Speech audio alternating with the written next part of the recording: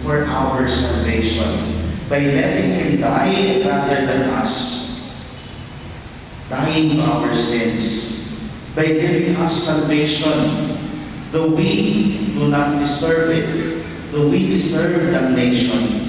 So Jesus, kagaya ng pagbibigay ng ating story kanina, He died for our sake and for us to be able to celebrate and enjoy the feast of God's kingdom. Yung pagbibigay ng ating Panginoong Yesus, hindi naman po installment. Ay, pako nyo na yung kanang pakay ko, o bukas na lang yung kaliwa. O bukas naman, sa makalawa naman yung aking paay pa. Hindi. He has given up His own life right then and there. Sa kabila ng mga masakit, sa kabila ng mga hinanakit sa puso ng ating Panginoon, He gave up His own life for us.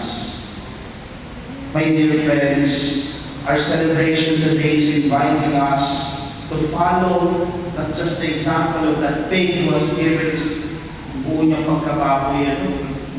Kung hindi, inatiyahan tayo na magbigay kagaya ni Jesus, to follow the example of Jesus.